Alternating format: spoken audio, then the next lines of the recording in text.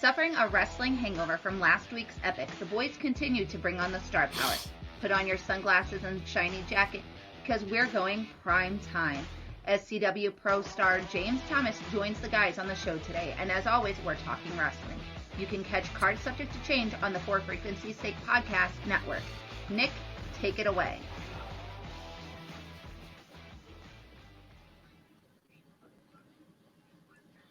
The Card Subject to Change podcast.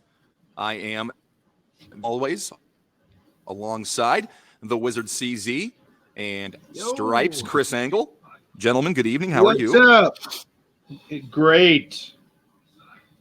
What up? What up? We good. I'm we glad have you a guys are special doing guest good. I think on. we're gonna have some fun. I think so too, Nick. I'm ready to rock and roll. I want to welcome our guest, Mr. Primetime, James Thomas from SCWPro. How are you doing today, Primetime? I am. I'm doing really good. Cannot complain. Enjoying the cold, but hey, spring is here, so I'm loving it. Brilliant. We will probably delve into the primetime part of James Thomas a little bit later on, but we're going to start things off like we do with just about any other guest we have on here. We want to know how'd the hook get in your lip? How did you get caught? What got you into being a fan of wrestling?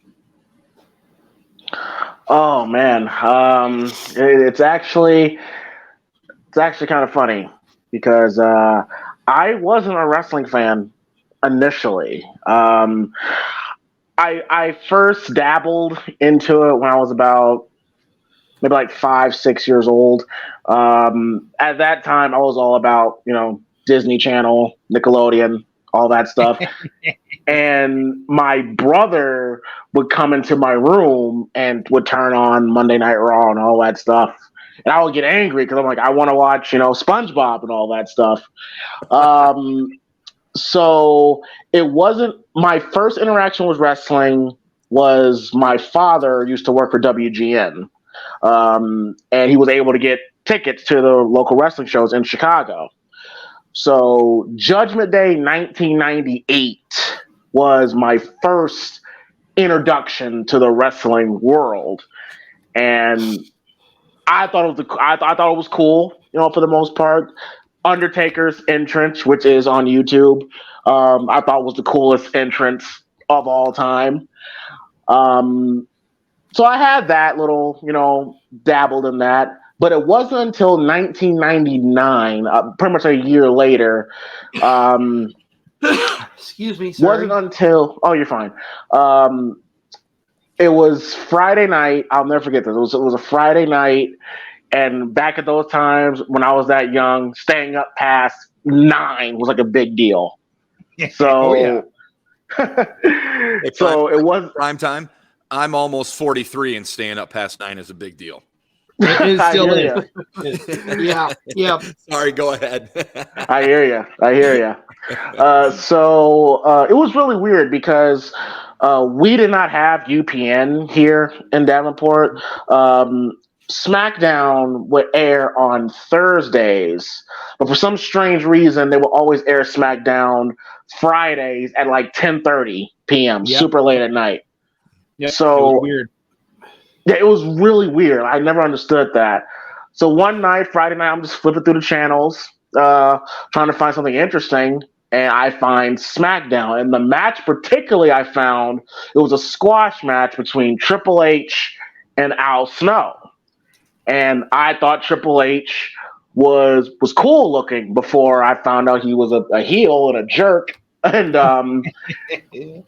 and ever since that night, I've been in this rabbit hole of professional wrestling ever since. Never missed a show. So from Judgment Day 98, you get hooked, and what a big splash for you to get hooked by. You talked about the Undertaker's entrance. Any other memories from that show stick out to you, Primetime? It was that and just the vibe of the audience. Keep in mind, this is 1998. This is like right around the peak of the Attitude Era, and just the vibe and the energy from the crowd. It was different. It was a lot different.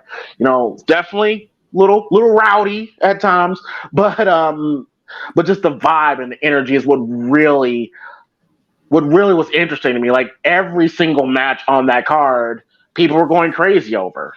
And Undertaker's entrance was, he just coming out, and the lighting and the 5 different explosions that he had, and Kane coming out, and the cage was on fire. It was just really cool, man. I figured like, wow, this is pretty dope. I'm not gonna lie. So you're watching The Undertaker come in, you're getting involved, you're getting into the wrestling. As a fan, what was the crystallizing moment that said, I want to do this?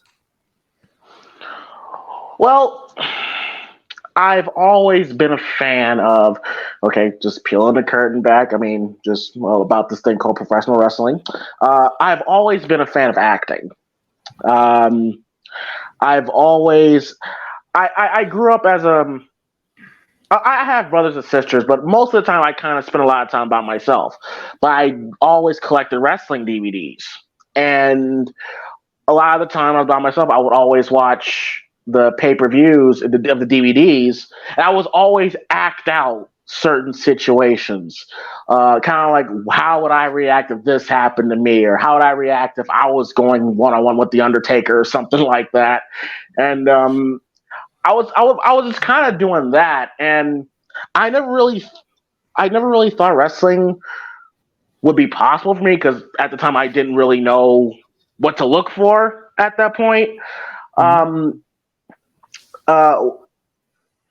just me kind of watching the DVDs, acting things out, and of course, playing wrestling with my friends in the backyard. It wasn't really a thing where I could say I could possibly do this. Was kind of later in my life, because before then I was kind of doing the my parents would never really go for it, and I got to do the whole go to school, go to college, get a job, all that stuff. It wasn't until I was able until of course the Black and Brave School opened, was when I'm like, oh, it is a possibility. Right. So now you mentioned Disney Channel, James Thomas. Justin Timberlake or Britney Spears? I gotta know. Man, when I was younger, I couldn't stand either one of them. Because but if I had to pick, I always was more into Justin than Britney. That's just me. I would have to agree with that. Thank you. Yes. Okay. now back to you guys. We're good. We just had to settle that. So as you can see, we're all here wearing our sunglasses. If you've been to an SCW show, Primetime comes to the ring wearing his nice shiny jacket, wearing the sunglasses. Where did that stem from? Where do you get your look from, JT? Oh man. I don't know. I'm off the rails. I'm off the rails. Yeah. Me and JT is what I meant to say. Yeah. Me and JT are not on good terms right now, but it's no big deal. No big deal. I forgive you. Well, it was really a bunch of things. I am a Ric Flair guy. When I really got into into the wrestling thing, I studied a lot of Ric Flair, and so of course, his look and all that stuff is it was the base. Then I'm guys ever heard of the movie New Jack City? Yep. Yes. Mm-hmm. Yes. So I got a little bit of a Nino Brown in there, and then got a little bit of Rock in there. But as far as my look goes, with the shiny outfits, it starts from Ric Flair. That's a great place to start anything for sure. I want to go back. You were talking about going through watching wrestling DVDs. If you were to go into your DVD collection right now, what are you grabbing? What's the top of your list all-time favorite show to put on? WrestleMania 17 for sure. That was the first WrestleMania I've ever bought.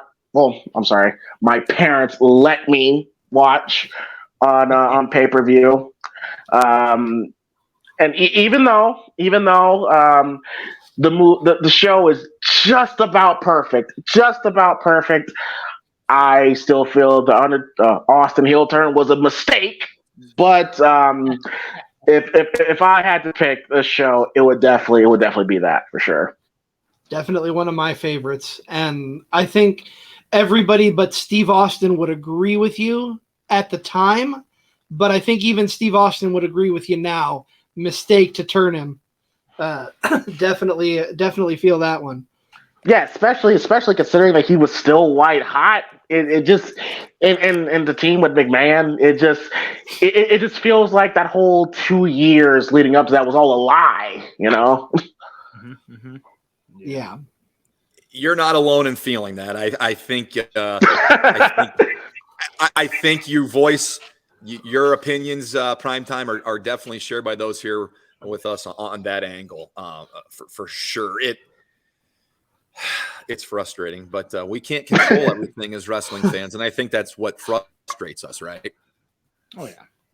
Oh, absolutely. You know, absolutely. You know, that's kind of the thing about pro wrestling. You know, it's like it's no different than watching like your favorite movie or your favorite TV show where you see certain characters make decisions when you're like, wait a minute, you wouldn't make that decision back in season 2 or season 3, but why are you making a decision now?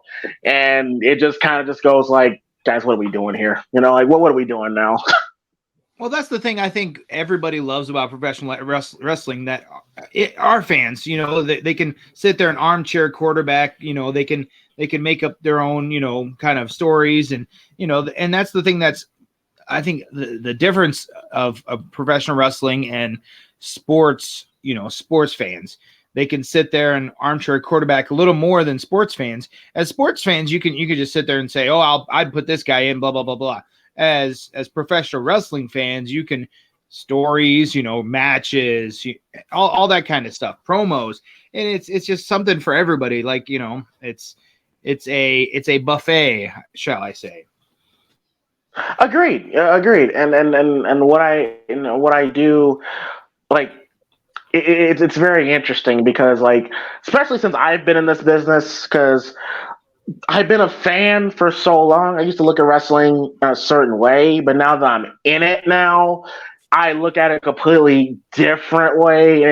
It's still something I'm still like getting used to, but Yep. But yeah, like I watch wrestling as a fan, like everybody else, and then when certain things happen, I just go, "Huh? What? Why?" Yeah. But then, Exactly. but when I sit down and think about it, I'm like, "Oh, it actually makes sense." So now we know what kind of got you into the business and got you interested, hook, line, and sinker. What are you watching these days? Who are you watching? What, like somebody maybe that's an up and comer or someone that, you know, kind of sparks your interest? Well, honestly, and I hope this doesn't, you know, make me sound, you know, a certain type of way, but I a lot of times I watch a lot of the new, old school stuff. Honestly, I'm an old school wrestling fan through and through. Of course, I do keep tabs on what's going on currently. Of course, I got to in this business.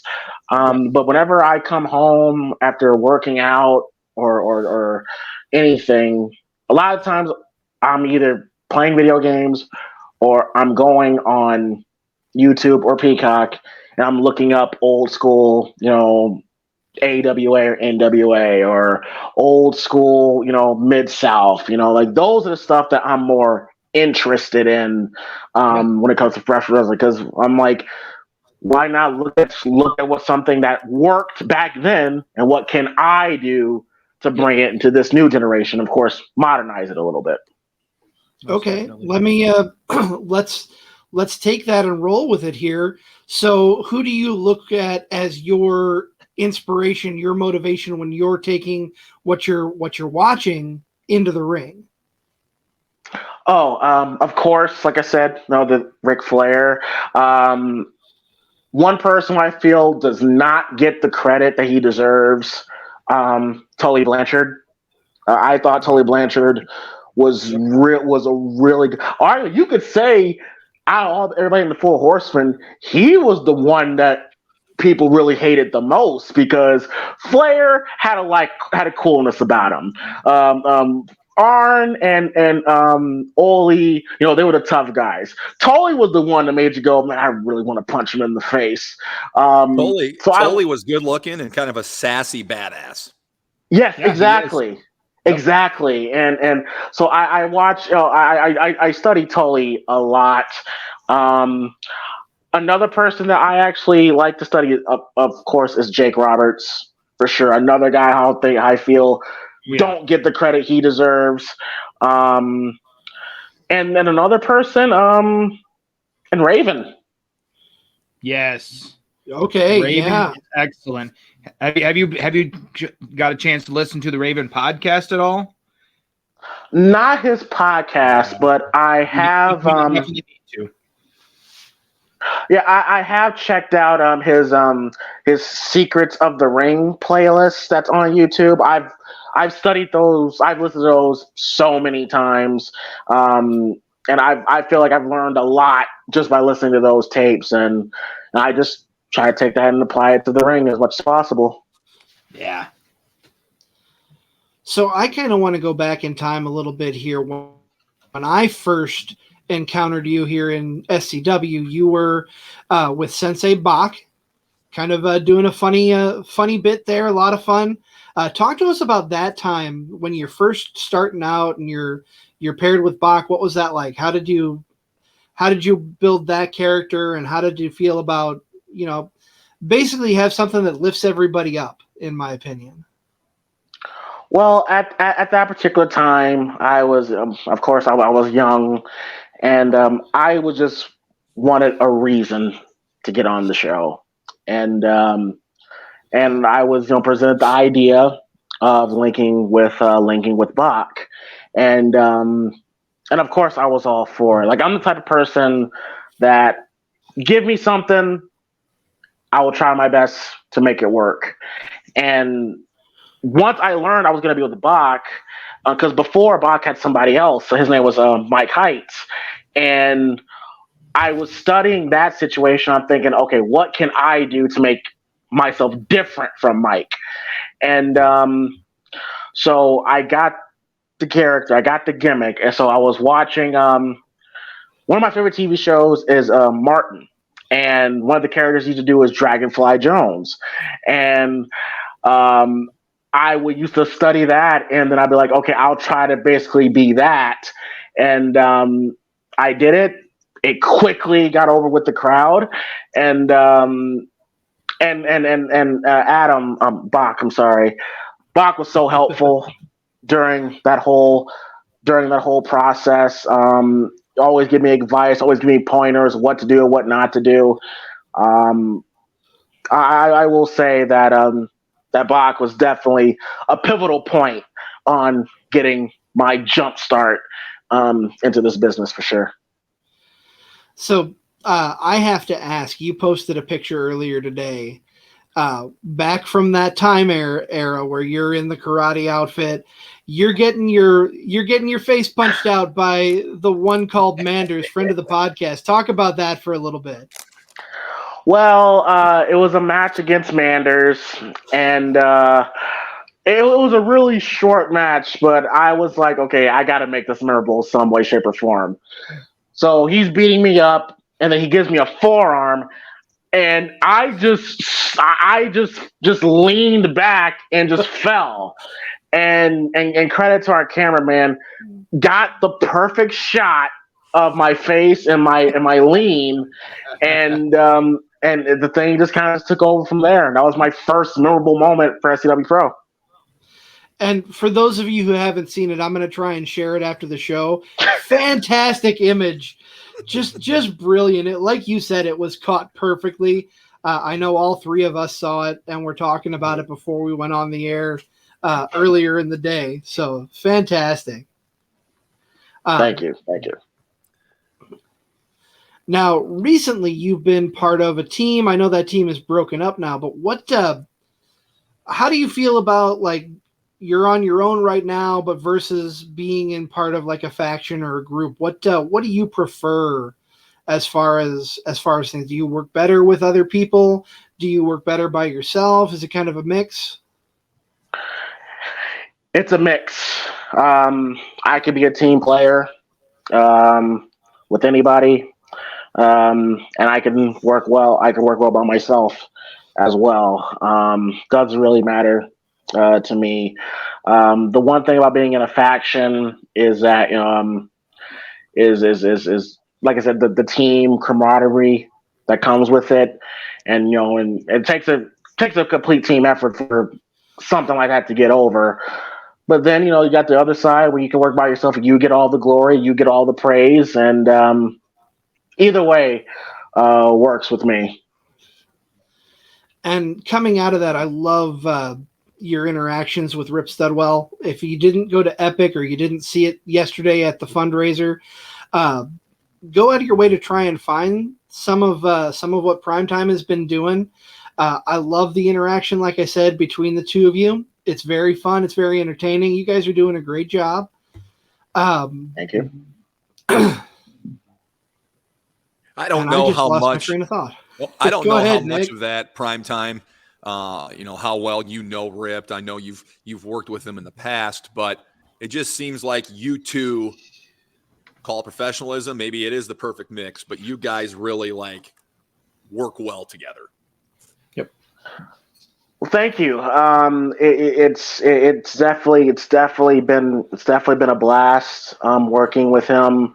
It's something that kind of just happened, honestly, where they just kind of just put the two of us together, and it's just one of those situations where you're working with somebody and you can just tell instantly that something is there, even if you don't know what that is, but you can just tell something is there. And it's definitely been a blast working with Ripped, and all I can say is that we're not done yet.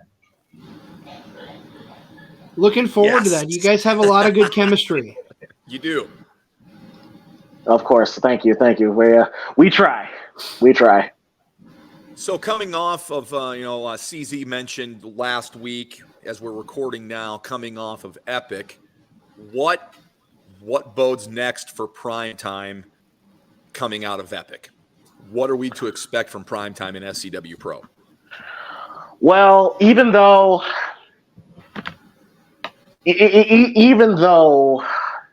I've just said, it's been great working with Rip, we're kind of not seeing eye to eye right now because Paul Braxton situation, and right now I kind of just feel that people be kind of looking at me like I'm a jerk because how I've been acting towards him. The way I look at it is that we could have been alongside the heavyweight champion going into the biggest show of the year of Epic. And I feel that Rip kind of cost me that opportunity, thus leading Braxton to drop us. And right now, all I'm trying to show to everybody is that Rip needs me.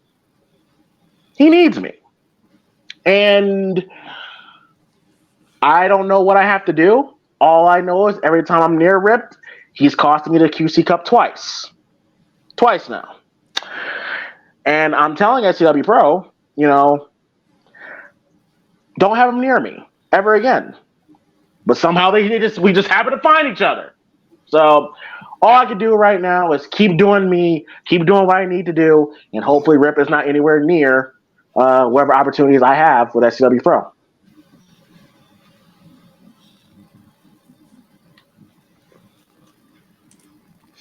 Now, Heather in the chat says that you never needed Connor Braxton. Looks like you got a fan there. Well, the Braxton thing, look, all I'll say is with Braxton is that when he was with us, he was heavyweight champion. Without us, got the crap kicked out of him at Epic. And now he Just is not saying. heavyweight champion. You said it, not me. So Heather brings up a good comment here in the thread. She said you managed Rip Studwell in CEW. Tell us a little bit about CEW and kind of the work that you've been doing there. Well, for CEW, that was basically a one-time appearance. Okay. Me and Rip drove down there, and I'll give Rip credit. He told the promoter that it would probably be a good idea if I came down to manage him, because up to that point, Rip never won a match. So he gave the idea. I helped him out, gave him pointers, and it just so happens the night I'm there to manage him, he wins his first match. He won. So Yep. says something. Perfect. Yeah. So I kind of want to talk about matches. You've been doing this for a while now. Looking back at your career so far, what's your favorite match that you've had? Oh man, there's been quite a few. Just recently, in Iowa City, we had a scramble match where it was me, Ripped, Shane Boucher, Malik Champion, and Eric Esnight and Jared Thumb. It was a scramble match for the QC Cup. That was really fun. The matches I've had with Corn Boy have always been fun. And back in one of my early years, he's not wrestling anymore, but a guy named Braden McBride. We had a match in Dubuque back in 2018, where I could really say was probably my all-time favorite match, because that was my first really good match I had. But yeah, if I had to pick, it would be that match for sure. Most guys will him and haw, but you were very, very quick and listed them off and why. I love that. I loved how you didn't him and haw around that. Some guys are like, I can't just pick one. I love it. Love that you gave an answer. I'm going to hop around here. I mean, we've got you in the room. We need to discuss the hottest thing in wrestling right now. Oh, what were your thoughts on Cody and Roman? Oh boy. Well, one, I thought the match was excellent. I thought, from a storytelling, psychology standpoint, was absolutely excellent. The energy from the crowd was fantastic. Now the decision, there's some positive and negatives to it. For sure. I get having Roman beat him. I get trying to have him get to 1,000 days. And I also get you want to tell the story. You don't want to give everything to Cody so quickly. I get all of that. Then you kind of got that point where you're like, the crowd was there. They wanted it. They needed it. Maybe it was the right time to pull the trigger right then and there. I get it, but at the same time, I'm like, I don't know. If things are going where I think it's going to go, and maybe it'll lead to potentially SummerSlam, that Cody takes it off Roman, I'll be forgiven. If not, then we just ruin arguably the next big baby face in wrestling. Yeah, I agree. Now, we did talk a little bit earlier about a little bit of fantasy booking and all that stuff. If you were to fantasy book yourself, Primetime's James Thomas in SCW, how would you do that, and what would you see yourself yourself doing, who would you be wanting to work with? Who would you want to, kind of start a program with? Well, honestly, of course, I would love to be the SCWPro heavyweight champion. I mean, if you're not coming, if you come into SCWPro and you're not becoming the champion, if you're not trying to be the champion, Right. why are you even here? As far as people that I would love to work with, I mean, I would honestly love to work with Braxton because I feel like still kind of salty about how things ended between me and him. Mm-hmm. And I luckily for me, ever since that night, he's either on the other side of the building and I'm on the other side, and I can't really get to him, but take that for where you want it. But Braxton, of course, I want to be the QC Cup holder as well. I feel like, again, I've had 2 great opportunities to get that opportunity. Was robbed for me. I feel like I can beat Eric Esnight, no problem. But yeah, as far as where do I see myself, where I want to work with, hey man, I just take things one day at a time. Of course. Now the second part of that question that I had was, who would you want to work with, someone living or dead? Okay. No, that was fine. I thought SCW, that's what I wanted to do.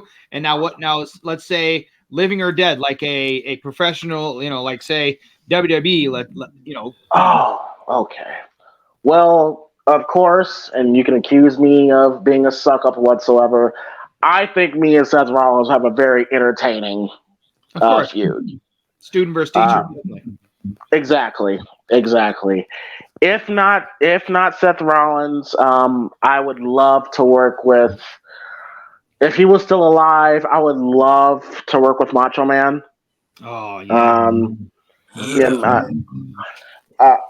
Macho Man. I would love to work with Undertaker.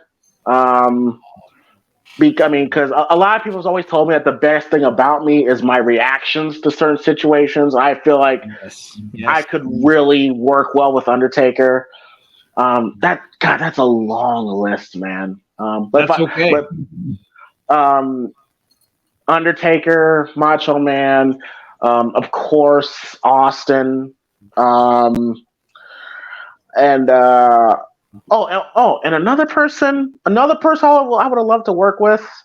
This may throw some people off. Ricky Morton. No, that does not throw me off at all. That's an awesome choice. Yeah, Ricky Morton. Yeah, I call him Shawn Michaels before Shawn Michaels.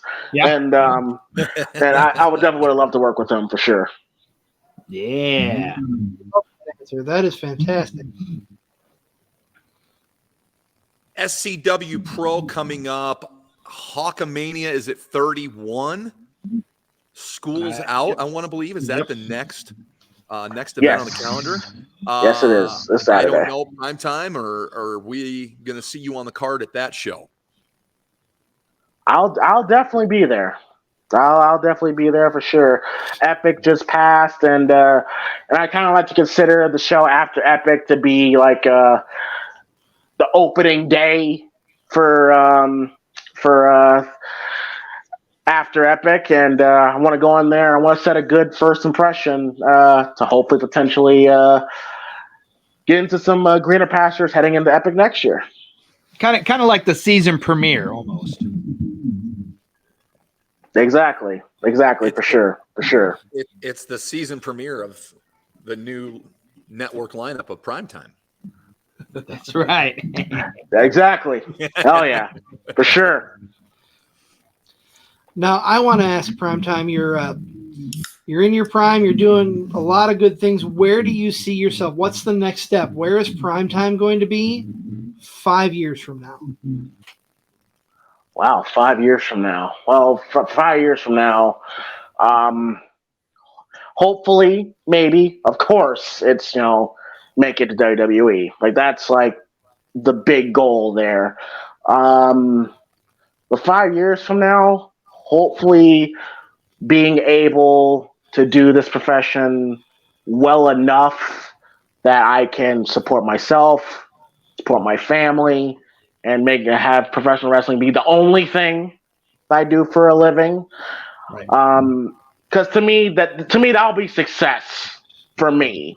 Even if I don't make WWE, just as long as I can make a good living doing what I love, that to me will equal success for me. Even if it's an WWE, AEW, Japan, whatsoever, or even on the indie scene, because I know a lot of people that are doing really well just being on the indie scene. Absolutely. So that's hopefully I'm at that point in my life where where I can just be a wrestler. So I want to do something we haven't done with anybody on the show. I want you to take a moment. I want you to cut a promo on anybody that you want. Just say whatever to whoever. Have at it. Go crazy. Well, first off, one, Rip Studwell. You've been calling me, you've been trying to email me, you've been trying to text me, telling me you're sorry about what's happened or whatsoever, complaining that I'm not answering your phone calls. Let me tell you something. The reason why I'm not doing that is because right now I don't like you. I don't want to speak to you right now, okay? One, you cost me the QC Cup twice. One of them at the biggest show of the year, Epic, okay? Now, Rip, I love you like a little brother. I don't want to hurt you. But next time you come near me, I'm not going to be held responsible, okay? And also, Braxton, I didn't say anything to you publicly since that night. Once again, I'm just going to repeat what I said earlier. Me by your side, SCWPro heavyweight champion. Without me, you're getting beat up by Infamy, and you're not the champion. Hell, as a matter of fact, I think, you had Lego stuck up your keister at Epic because of Infamy. So that says something, all right? And that's that. We're getting a run-in from our podcast tribal chief. Hi, DJ. Hi, guys. What's up, DJ? How you guys doing? I just wanted to feel cool in my sunglasses here. You're Appreciate going prime time with us. I apologize for the run in. Just wanted to say hi to everybody. Hi, prime time for thank you for joining our show here. Well, their show. They Of course. they totally reek of awesomeness. So they do a fantastic job, and we really appreciate them over here. We're for Frequency Sake Podcast Network. These guys are the lifeblood of us right now. So we do appreciate you coming on. Glad to be on. Bye, guys. Like I said, I just wanted to feel cool in my sunglasses. I rarely get to feel cool. So, Nick, yeah, we the ones. Bye, guys. Thanks for stopping by, big guy. That was DJ, our podcast tribal chief and one of the purveyors of the For Fantasy Sake podcast, which will be coming back this fall during the football season on the For Frequency's podcast, For Frequency's Sake podcast network. But we're not talking about that. We're talking all things wrestling with Primetime James Thomas here on the Card Subject to Change podcast, the only podcast on the network that does not have an off season. No off season. Primetime, when you're not honing the craft in the ring, working on the profession, what are some other things you're interested in? Obviously, not everything's about wrestling, right? Or is it? Well, actually, I'm very into sports. And in fact, just before I came on, I've been watching a playoff basketball. I'm into heavily into sports, heavily into when I can, for the most part. I'm not a big gamer, but I'm definitely into video games for sure. But most of the time, a lot of the time, it is It is wrestling. I try to study as much of it as I possibly can, because two great men, well, actually no, three great men, because that third person does not get mentioned enough. When I was in training, have told me that you kind of have to eat, sleep, and breathe this stuff if you truly want to be successful. And I've been trying to do that as much as I can. By the time when I'm done with all my daily activities, doing what I need to do, and if I don't have anything to watch on Netflix or on Peacock or HBO Max, I just throw on the old Peacock app and then see whatever I could find that'll be interesting to me. Now you talking about studying a lot of old school shows. What's the most recent thing you watched back from the older days of wrestling? Oh, the most recent show. Oh, okay. From the older days, I just got through watching an old episode of NWA 1986, and the reason why those shows have really intrigued me is because a lot of that show, it's a far cry from the shows nowadays. Like the wrestling matches back then, it was lucky to go past like 5 minutes. A lot of it was just promos, character development, storyline progression, and those are the stuff that I truly enjoy the most. And so yeah, it was definitely NWA from '86 for sure. Absolutely. So let me ask you, Primetime, we've asked a lot of questions. We've had a lot of good stories from you. Anything else that you want to talk about before we wrap things up? Oh yeah, for sure. I'll actually I could tell a quick story about my first day of training for this. Now, of course, again, for any potential Black or Brave, I'm not going to spoil everything, but the first night, September 6th, 2017, I'll never forget it. I remember walking in to the gym, and first time meeting Coach Merrick and all that stuff. Seth wasn't there yet. I'm prepared. I'm prepared for it to be a long day. I'm ready for drills whatsoever, and then of course I expect someone to beat the crap out of me. So the stories that you've heard about how wrestling schools operate, and I'm a big fan of horror films. Closest thing I ever got to being in a horror movie in my life.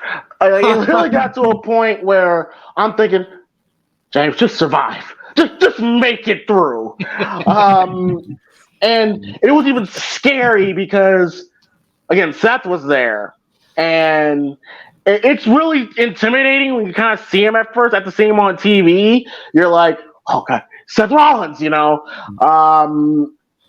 I'll just say that if there's anybody who's watching this that wants to become a Black and Brave member, do it by all means. It's the greatest thing in your life, but you better be prepared to come work, because if you're one of those wrestling fans who think that, I could just walk in, and no problem. That's not the case here. They're going to put you to work. They're going to make you earn it.